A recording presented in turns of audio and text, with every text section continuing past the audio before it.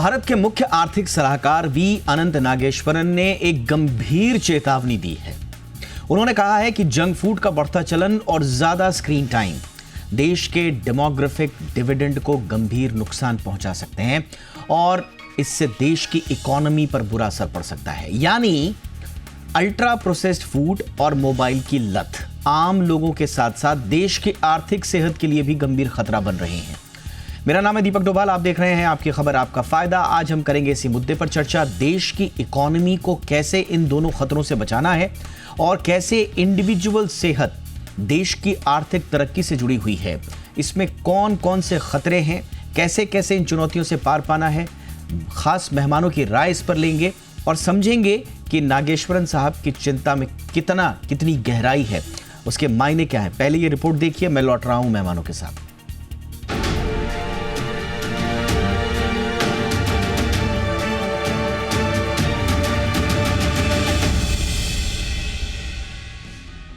Junk food, processed food, high sugar, high salt food और mobile भारतीय युवाओं की रोजमर्रा की जिंदगी में ये सारी चीजें परमानेंट जगह बना चुकी हैं। जाहिर है ये युवाओं को भीतर से खोखला कर रही हैं, लेकिन खतरा इंडिविजुअल हेल्थ तक का नहीं है। लाइफस्टाइल से जुड़े ये खतरे आगे चलकर देश की आर्थिक तरक्की में बाधा बन सकते हैं। देश के मुख्य आर्थिक सलाहकार वी अनंत नागेश्वरन ने देश के डेमोग्राफिक डिविडेंड के लिए अल्ट्रा प्रोसेस्ड फूड्स और लगातार बढ़ते स्क्रीन टाइम को सबसे बड़ा खतरा बताया है। 29 मई को कन्फेडरेशन ऑफ इंडियन इंडस्ट्रीज यानी कि CII की सालाना आम सभा में बोलते हुए उन्होंने उद्योग जगत से आह्वान किया कि वो अपनी CSR को केवल 2% प्रॉफिट दान करने तक सीमित न रखें, बल्कि युवाओं के लिए स्वस्थ जीवन शैली को बढ़ावा दें। उन्होंने कहा कि हमें गंभीरता से सोचना होगा कि हम अपनी युवा पीढ़ी को क्या दे रहे हैं। CEA ने सेलिब्रिटी एंडोर्समेंट्स के जरिए जंक फूड को बढ़ावा देने के बढ़ते चलन पर चिंता जाहिर की। उन्होंने कहा कि अल्ट्रा प्रोसेस्ड फूड्स और स्क्रीन टाइम का कॉम्बिनेशन न केवल शारीरिक स्वास्थ्य को नुकसान पहुंचा रहा है, बल्कि मानसिक स्वास्थ्य और प्रोडक्टिविटी पर भी गहरा असर डाल रहा है। और ये सब भारत के आर्थिक विकास और विकसित भारत 2047 के लक्ष्य के लिए चुनौती है। ताजा स्टडीज बताती हैं कि भारत में 47% वयस्क नियमित रूप से बिस्किट, 20% नमकीन और 19% चिप्स जैसे अल्ट्रा प्रोसेस्ड फूड का लगातार सेवन करते हैं। ये सारे खाद्य पदार्थ टोटल कैलोरी इंटेक का 17%, प्रोटीन का सिर्फ 12%, जबकि सोडियम का 33% शरीर को देते हैं, जो मोटापा, डायबिटीज और हार्ट डिजीज को बढ़ावा देता है। यही नहीं, WHO के अनुसार 15 से 24 एज ग्रुप के युवाओं में स्क्रीन टाइम की अधिकता से तनाव, अवसाद और नींद की कमी जैसी समस्याएं बढ़ रही हैं। भारत में 60% से ज्यादा युवा हर दिन 4 घंटे से ज्यादा समय स्क्रीन पर बिताते हैं। इसके अलावा भी कई शोध बताते हैं कि भारत में बच्चों और किशोरों में मोटापा, डायबिटीज और हाई ब्लड प्रेशर जैसी नॉन कम्युनिकेबल बीमारियां तेजी से बढ़ रही हैं, जबकि इनको बढ़ावा देने वाले प्रोडक्ट्स के लुभावने विज्ञापनों की बाढ़ आई हुई है। भारत में जंक फूड उद्योग, जो लगभग 2.5 लाख करोड़ रुपए का है, भ्रामक विज्ञापनों और सेलिब्रिटी इंडोर्समेंट पर निर्भर करता है, जिससे युवा और बच्चे अनहेल्दी खाद्य पदार्थों की ओर आकर्षित होते हैं। लिवरपूल विश्वविद्यालय के एक अध्ययन में पाया गया कि जंक फूड का सिर्फ 5 मिनट का विज्ञापन बच्चे को दिन में ज्यादा कैलोरी इंटेक के लिए प्रेरित कर सकता है। भारत में 67% आबादी अभी 15 से 64 की उम्र में है। ये लोग देश की वर्किंग फोर्स हैं, यानी कमाने वाले लोग, बनाने वाले लोग, इनोवेट करने वाले लोग। और अगर ये सेहतमंद हो तो देश रॉकेट की तरह तरक्की करता है। लेकिन क्या ये वर्कफोर्स हेल्दी है? ये एक बड़ा सवाल है। भारत में नॉन कम्युनिकेबल डिजीज जैसे कि हृदय रोग और कैंसर हर साल होने वाली 63% मौतों का कारण बनते हैं। इन बीमारियों का आर्थिक असर भी बहुत ज्यादा है। 2012 से 2030 तक 3.5 ट्रिलियन के करीब इसका आर्थिक असर आंका गया है, जो 2012 से 2030 तक $3.5 ट्रिलियन से ज्यादा का नुकसान आंका गया है। यही वजह है कि प्रधानमंत्री नरेंद्र मोदी भी युवाओं से हेल्दी लाइफस्टाइल अपनाने पर जोर दे चुके हैं, ताकि विकसित भारत 2047 का सपना पूरा करने में युवा वर्कफोर्स की सेहत आड़े न आए। ब्यूरो रिपोर्ट, जी मीडिया। बहुत ही खास मेहमान हमारे साथ जुड़ चुके हैं। स्वागत करते हैं डॉक्टर शबनम सिंह का, principal advisor CII health care council. Good evening doctor Singh, बहुत बहुत स्वागत है मैम आपका हमारे शो पे। हमारे साथ डॉक्टर गणेश नटराजन, चेयरमैन है हनीवेल ऑटोमेशन के। बहुत बहुत स्वागत है डॉक्टर नटराजन सर आपका, गुड इवनिंग हमारे शो पे। और हमारे साथ हैं डॉक्टर मनोज कुमार, देश के जाने माने स्वास्थ्य विशेषज्ञ हैं और प्रिंसिपल डायरेक्टर हैं कार्डियोलॉजी विभाग के मैक्स हॉस्पिटल। बहुत बहुत स्वागत है डॉक्टर मनोज सर आपका भी हमारे शो पे। इनफैक्ट मनोज सर, मैं चर्चा की शुरुआत आपसे ही कर रहा हूँ एंड आपसे पहले भी हमारी कई बार इस मुद्दे पर चर्चा हुई है, लेकिन जो CA साहब की जो चिंता है कि डेमोग्राफिक डिविडेंड को एक बहुत बड़ा ख़तरा हो सकता है प्रोसेस्ड फूड और स्क्रीन टाइम से। इस पे सर कुछ फैक्चुअल रोशनी डालें कि वाकई में अब इंडिविजुअल हेल्थ कैसे हमारे देश की आर्थिक तरक्की से जुड़ी है। देखिए, अभी जो हमारे यहाँ जो मुख्य वजह है मोर्टेलिटी की, वो नॉन कम्युनिकेबल डिजीज हो गई है। 33% डेथ है जो हार्ट के बीमारी की वजह से हो रहा है। तो ये ट्रेंड चेंज हुआ, जो इन्फेक्शियस डिजीज से पहले अधिकांश मौतें होती थी, अब नॉन इन्फेक्शियस डिजीज से होती है, that is NCD, non communicable disease.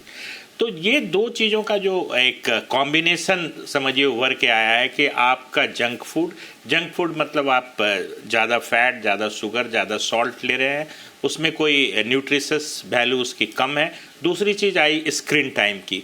तो जब आप दोनों चीज़ों को, आप physical activity, sedentary life style आप कर रहे हैं, स्क्रीन टाइम बढ़ा रहे हैं। देखिए, मैं इसमें कुछ डेटा आपको बताऊंगा कि एक क्यूबेक लॉन्गिट्यूडनल स्टडी आई थी, उसमें उन्होंने देखा था कि जो स्क्रीन टाइम है वो आपके फिजिकल और मेंटल दोनों को ग्रोथ को डिजीज करता है। क्योंकि उन्होंने बताया था कि अगर आपका टीवी वॉचिंग टाइम जो है, स्क्रीन टाइम 1 घंटा बढ़ता है, तो आपकी जो क्लास पार्टिसिपेशन है वो 5% कम हो जाती है यूनिट में, और आपकी जो मैथ परफॉर्मेंस या प्रोफिशिएंसी है वो 7% कम हो जाती है। तो आपके मेंटल को भी ये डिस्टर्ब करता है, मेंटल हेल्थ को भी डिस्टर्ब करता है, साथ में फिजिकल हेल्थ को भी डिस्टर्ब करता है। जिस तरीके से हमारे यहाँ एक कहिए एपिडेमिक है हार्ट अटैक की, आप देखिए खास करके कोविड के बाद हम लोग देख रहे हैं कि 18 से 45 साल की उम्र में बहुत ज़्यादा हार्ट अटैक के केसेस आने लगे हैं, सडन कार्डियक डेथ के केसेस बढ़ गए हैं। डायबिटीज़ के हम वर्ल्ड कैपिटल हैं। तो निश्चित तौर पे ये बहुत ही एक कहिए कि इम्पॉर्टेंट जो एक कहिए कि शिफ्ट हो रहा है, लैंडस्केप जो चेंज हो रहा है कि यंग लोगों को भी हार्ट अटैक हो रहा है, और जिस तरह से डायबिटीज़ और ब्लड प्रेशर, हर तीसरा आदमी ब्लड प्रेशर से संक्रमित है, तो मैग्नीट्यूड बहुत ज़्यादा है। इसलिए मुझे लगता है कि CA साहब ने जो बात कही है वो बहुत ही इम्पॉर्टेंट है। मुझे लगता है कि हेल्थ केयर साइड से भी ये बात उठ के आनी चाहिए थी पहले।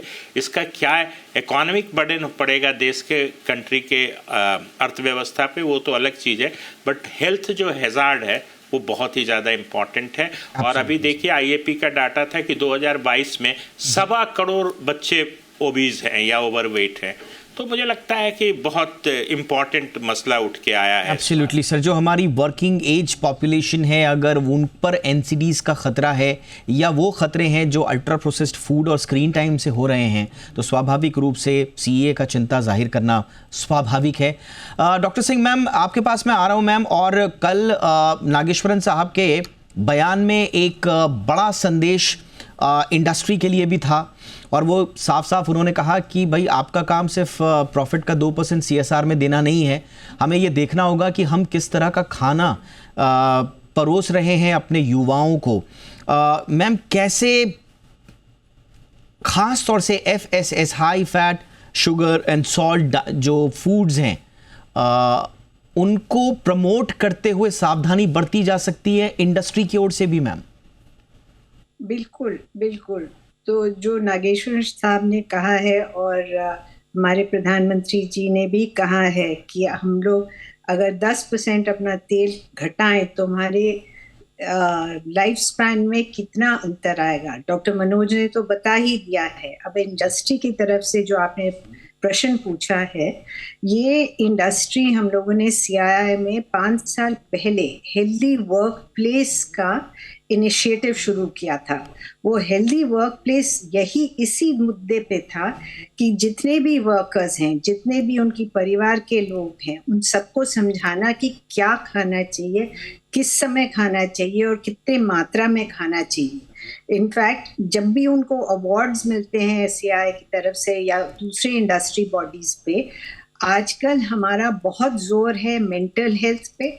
उनके कैंटीन्स में क्या खाना परोसा जा रहा है, किस मात्रा में करा जा रहा है, उनके रेगुलर प्रिवेंटिव हेल्थ चेकअप्स भी करने चाहिए।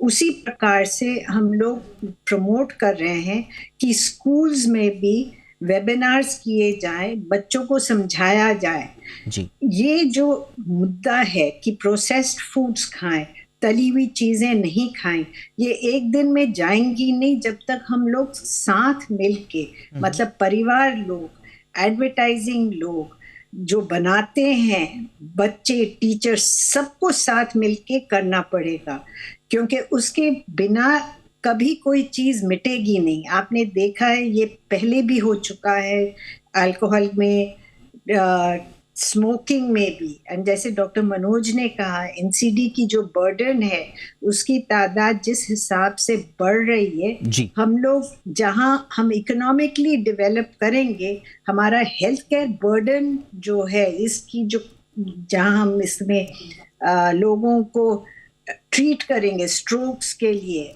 एंड मोस्ट इम्पोर्टेंटली कम उम्र में हार्ट अटैक्स हो रहे हैं आजकल। तो इन सबको मद्देनजर रखना, इसको जेंटली गाइड करना, इंग्लिश में एक लफ्ज है नज, सबको साथ मिलके इसको करना पड़ेगा, सबको साथ मिलकर करना पड़ेगा। और संभवतः इसी ओर इशारा भी कर रहे थे नागेश्वरन साहब। डॉक्टर नटराजन सर, मैं आपके पास आना चाहूँगा, और एक बड़ा सवाल यही है कि आप देखिए, इंडस्ट्री ख़ास तौर से प्रोसेस फूड इंडस्ट्री जो है, वो हमारे कॉर्पोरेट इकोसिस्टम का पार्ट है। उनको भी बिजनेस करना है, उनको भी काम करना है। जिस तरफ नागेश्वरन साहब इशारा कर रहे थे कि वो एक डेलिकेट बैलेंस की बात कर रहे हैं between business and promoting health also. इसीलिए वो कह रहे हैं कि हम सबको ये ध्यान में देना पड़ेगा, इंक्लूडिंग इंडस्ट्री ऑल्सो, कि हम अपने बच्चों को, अपनी फ्यूचर जनरेशन को क्या परोस रहे हैं। तो ये बैलेंस कैसे आ सकता है डॉक्टर नटराजन सर? बैलेंस जरूर आ सकता है, क्योंकि अगर आप देखें, बच्चों को देखें, तो definitely it is a responsibility of parents कि किस तरह से आप पाल पोस के बड़ा कर रहे हैं। And you are not giving bad food, French fries जो खा रहे हैं वो सब शुरू से ही नहीं होने चाहिए। और दूसरा, जो कॉलेज में जाते हैं उसके बाद तो उनका खुद की मर्जी है, मगर अगर उनको हैबिट फॉर्म किया जाए कि अच्छे खाना खाएं, स्वादिष्ट खाना खाएं, जरूर कभी ना कभी स्वीट्स खाएंगे या फ्राइड फूड्स खाएंगे, मगर ये हैबिचुअली नहीं करें तो वो हो जाएगा। But an important point I want to bring up कि वो जो स्क्रीन टाइम की जो आपने बात की है, कि स्क्रीन टाइम लोग क्यों 4 घंटा 5 घंटा अपने व्हाट्सएप पे या फिजूल नेटफ्लिक्स पे जारी करते हैं, क्योंकि उनको मोटिवेशन नहीं हो रहा है काम में। और ये जो एम्प्लॉयर्स हैं, उनका यही रिस्पॉन्सिबिलिटी होता है कि किस तरह से अपने हर एक वर्कफोर्स के एम्प्लॉय को एंगेज करें। जैसे मिसाल के तौर पर कल मैं IIM अहमदाबाद में एक लेक्चर दे रहा और एक 1.5 घंटे का लेक्चर था, और मैंने कहा कि मेरा भी टेस्ट यही है और आपका भी टेस्ट यही है कि अगले 90 मिनट्स में आप एक बार भी अपने मोबाइल फोन को नहीं देखेंगे। और 100 लोगों की क्लास में वो इजी नहीं है, मगर इतना एंगेजिंग था, इतना इंटरेक्टिव था कि मेरे ख्याल से किसी ने अपना मोबाइल नहीं देखा और थॉरली एंजॉय किया। उन्होंने फीडबैक्स बहुत अच्छी थी। मैं इसलिए कह रहा हूँ कि हमारे जो एम्प्लॉयर्स हैं, ट्रेनर्स हैं, और या कॉलेज में प्रोफेसर हैं, उनको भी ये अपने एक जिम्मेदारी समझनी चाहिए कि किस तरह से लोगों का अटेंशन एंगेज करें। क्योंकि लोग आजकल बहुत जल्दी डिस्ट्रैक्ट हो जाते हैं, बहुत जल्दी बोर हो जाते हैं, और जब आदमी बोर होता है तो सोशल मीडिया की ओर जाता है। जब बोर और डिस्ट्रैक्ट होता है तो घर में हाथ बढ़ जाती है कि एक पैकेट ऑफ चिप्स खोल दें। तो ये सब करने के लिए ये बहुत जरूरी है कि लोगों को अच्छा काम दें और काम करें। आप सबको तो मालूम होगा, बहुत 1 साल पहले नारायण मूर्ति जी ने कहा था कि अगर देश को बनानी है तो लोगों को बहुत काम करनी पड़ेगी, और ये बहुत काम, अच्छा काम और इंटरेस्टिंग काम अगर करें तो मेरे ख्याल से ये प्रॉब्लम काफी हद तक मिटिगेट हो सकता है। इतना इजी नहीं, सबका रिस्पॉन्सिबिलिटी। एब्सोल्युटली, यानी कि उनको कामकाज का जो वातावरण है उनके लिए थोड़ा सा इंटरेस्टिंग बनाना पड़ेगा। उनका जो फोकस है, जो नॉन प्रोडक्टिव चीज़ों की तरफ है, उससे उनको शिफ्ट करना पड़ेगा। लेकिन उसके लिए आपको कुछ बहाने तलाशने होंगे। उनको बहानों का मतलब है कि उनके लिए एक इकोसिस्टम तैयार करना पड़ेगा, उनको एक रीज़न देना पड़ेगा। बहाने शायद गलत शब्द है, reason is the right word. You need to give them a reason to focus on productive work. एक छोटे से ब्रेक के लिए मैं रुक रहा हूँ सर। आपके लिए ब्रेक के उस पार बहुत सारी इंपॉर्टेंट चीज़ें हैं हमारे दर्शकों के लिए जानना, जो कि आपकी सेहत और इकोनॉमी से जुड़ी हुई हैं। फटाफट लौट रहे छोटे से ब्रेक के बाद।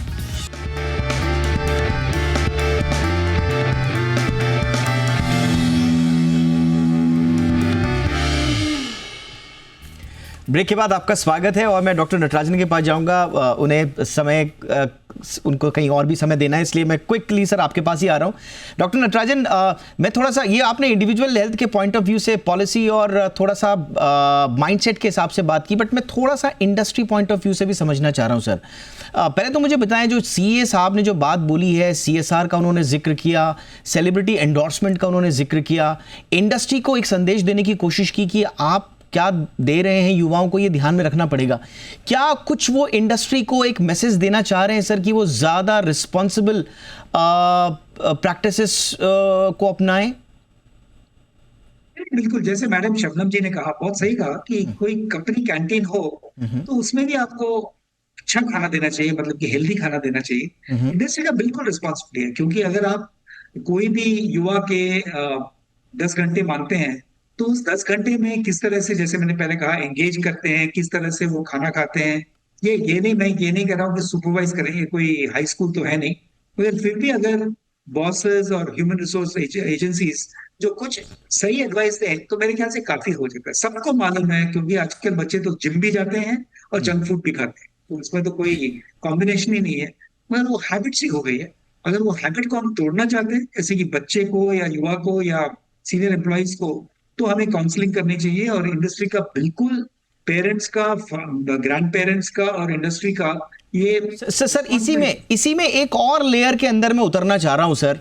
आई don't know how to put it, I mean industry की तरफ से 70% जो फूड एड्स आ रहे हैं सर, 70% जो फूड एड्स हैं, और ये सारी कंपनीज इंडस्ट्री का ही पार्ट हैं सर, वो सारी की सारी कंपनीज जो हैं वो प्रमोट कर रही हैं एफएसएस फूड्स को सर।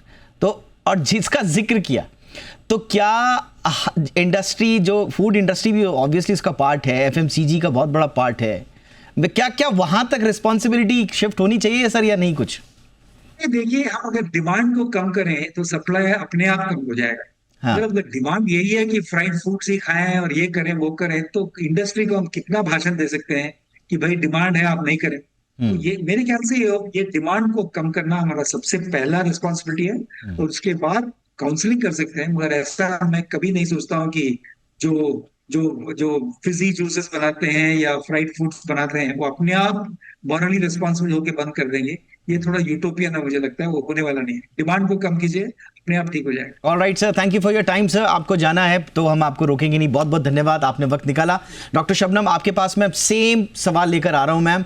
ये balance between promoting business and promoting responsible business, और ख़ास तौर से एडवर्टीजमेंट्स में जो हम बार बार ख़ास तौर से हम जिनको हम समझ रहे हैं कि अल्ट्रा प्रोसेस फूड है, हमारे बच्चों के लिए ठीक नहीं है, यंगस्टर्स के लिए ठीक नहीं है, कम से कम उनको हम लुभावने वादों से प्रेरित ना करें। आपको अपना प्रोडक्ट मार्केट में उतारना है, इसमें कोई मनाही नहीं है, बट आप उनमें एक रिस्पॉन्सिबल एडवर्टीजमेंट का भी ध्यान रखें, ताकि वो अननेसेसरी एडवर्टीजमेंट के चक्कर में लोग, क्योंकि मैंने जैसा जिक्र भी किया इंटरनेशनल स्टडी का, कि अगर एक बच्चा 5 मिनट अगर जंक फूड का या प्रोसेस फूड का ऐड देख रहा है तो वो दिन भर में ज़्यादा से ज़्यादा कैलोरी इनटेक करने के लिए पर्याप्त है उसके लिए। तो इसके लिए मैम इंडस्ट्री की क्या रिस्पॉन्सिबिलिटी है?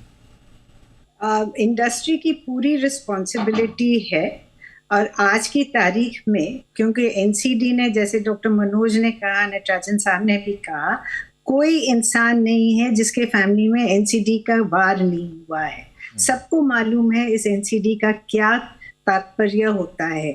सो रिस्पॉन्सिबिलिटी, जैसे मैंने पहले भी बोला एंड नटराजन साहब ने भी बोला, ये जो बिहेवियरल चेंज है ये सबसे डिफिकल्ट चीज है, और इसमें जो है इंडस्ट्री की तरफ से सेल्फ रेगुलेशन जो कर रहे हैं वो इमीडिएट उसका इम्पैक्ट आपको नहीं नजर आएगा, पर धीरे धीरे आप खुद देखेंगे कि ये सेल्फ रेगुलेटरी मैकेनिज्म जो है, जहां हर चीज में वो लोग पूरी कोशिश कर रहे हैं कि वो हेल्दी, अब आप देखें जिस हिसाब से इंडिया ने रिस्पॉन्ड किया मिलेट के बारे में, कि millet is a better grain to have rather than to have white flour. तो धीरे धीरे इंडस्ट्री जो है वो रिस्पॉन्ड करती है जिस प्रकार से कंज्यूमर उससे मांगता है, राइट। तो बिहेवियरल चेंज बच्चों के लिए खासकर, जब हम उनको इन्फ्लुएंस करेंगे थ्रू सोशल मीडिया,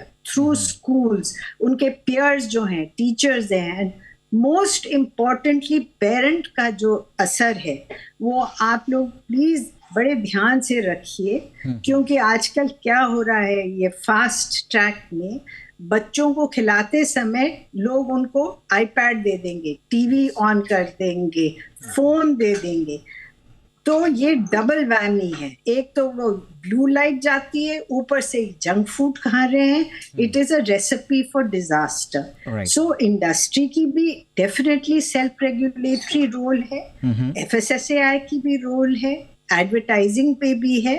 और अभी आई थिंक डॉक्टर मनोज ने मेंशन किया, नॉर्वे, कनाडा, क्यूबेक, बाकी सारे देशों में अब धीरे धीरे सेल्फ रेगुलेशन आ रहा है कि स्पोर्ट्स इवेंट्स जैसे हैं. Sports is a very good way to reach out to children. तो अगर आप कहें कि एडवर्टाइजिंग बिल्कुल ही नहीं करें तो गलत है ना, क्योंकि यहाँ आपको कैप्टिव ऑडियंस बच्चों का मिला है.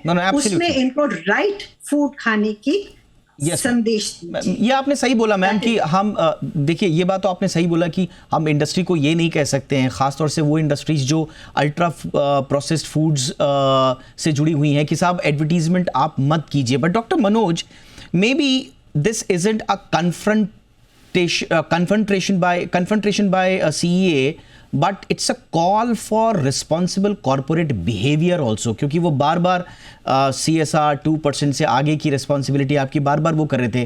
तो मे बी उनका मैसेज शायद ये है कि economic growth shouldn't come at the cost of public health. ये क्या उनका मैसेज था सर? एब्सोल्युटली दीपक जी, देखिए मैं तो कहूँगा, जैसे मैडम भी बोल रही थी, मैडम शबनम सिंह से बात में सुन रहा था, ये कलेक्टिव रेस्पॉन्सिबिलिटी है, केवल इंडिविजुअल की रेस्पॉन्सिबिलिटी नहीं है, ये कम्युनिटी लेवल पे जो रेस्पॉन्सिबिलिटी है, उसमें जो कॉरपोरेट्स हैं वो भी रेस्पॉन्सिबल हैं. देखिए कई राज्यों में, कई देशों में इस पे बैन लगाया गया है कि आप अल्ट्रा प्रोसेस्ड फूड का एडवर्टीजमेंट ना करें. कुछ टाइमिंग फिक्स करें जिससे कि बच्चे, जैसे 9 AM से लेके आप रात के 9 बजे तक आप उस तरह के ऐड नहीं दिखाएं जिसमें आपको भ्रामक विज्ञापन आप देखते हैं. कोई शुगर के फील्ड बेवरेजेस का प्रचार करता है, कि जगह जगह होर्डिंग्स लगे होते हैं जहाँ पे जंक फूडों के जो आउटलेट्स हैं उनके होर्डिंग्स लगे होते हैं. तो मुझे लगता है कहीं ना कहीं एक इक्वल फील्ड करना होगा. देखिए अनइक्वल फील्ड है, अनहेल्दी फूड्स वाले खूब ऐड कर रहे हैं, आप हेल्दी जो खाना है उसकी ऐड भी कम हो रही है और उसके जो है आउटलेट्स भी कम है. तो हो क्या रहा है कि अनइक्वल फील्ड पे खेल रहे हैं हम लोग, और कहीं ना कहीं रेस्ट्रिक्शन करना होगा. देखिए कोई सामान बेचना है आपको मार्केट में तो उसके लिए आप एडवर्टीजमेंट करते हैं, but at the cost of health नहीं कर सकते हैं, at the cost of national health नहीं कर सकते हैं, देश के स्वास्थ्य के साथ आप खिलवाड़ नहीं कर सकते हैं. क्योंकि जो भी हो रहा है अभी, देखिए बहुत लोगों को तो ये पता नहीं है कि cancer, colorectal cancer, colon cancer, breast cancer, endometrial cancer, ये सारे चीज़ें जो हैं ये जंक फूड से हो रही हैं. तरह तरह के साइड इफेक्ट्स, टाइप 2 डायबिटीज़ का जो इंसिडेंस है, और टाइप 2 डायबिटीज़ हर बीमारी से जुड़ा हुआ है. ओबेसिटी जो शुरू होती है और टाइप 2 डायबिटीज़ होता है, उससे stroke, heart failure, heart attack, सब चीज़ों के. तो हमें यहाँ पे तो ध्यान देना होगा. देखिए यहाँ पे फ्रीडम ऑफ स्पीच के नाम पे आप एडवर्टीजमेंट को और इस तरह के भ्रामक विज्ञापन को लगातार चलने नहीं दे सकते हैं. कहीं ना कहीं कंट्रोल की ज़रूरत है, इससे मैं बिल्कुल सहमत हूँ.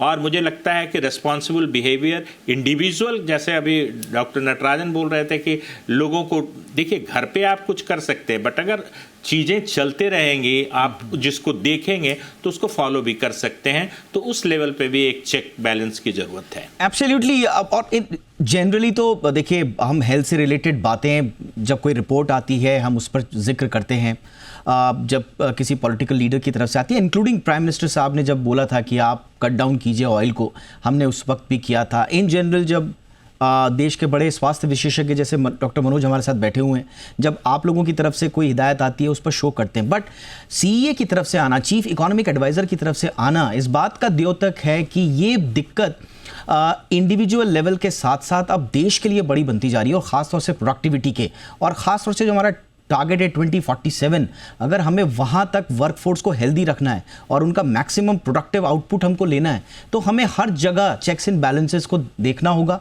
और जहाँ जहाँ चीज़ें ठीक की जा सकती है वहाँ पर करना होगा. और इसके लिए मुझे लगता है कि everyone including Indian businesses must rethink their role in reshaping health, not just focus on profit. मेरे ख्याल से शायद वो यही कहना चाह रहे थे, बट बहरहाल काफ़ी सारगर्भित चर्चा हुई. Thank you so much doctor Shabnam Singh ma'am, वक्त निकाला आपने ma'am, thank you so much. Doctor Manoj sir, बहुत बहुत शुक्रिया सर आपका वक्त निकालने के लिए.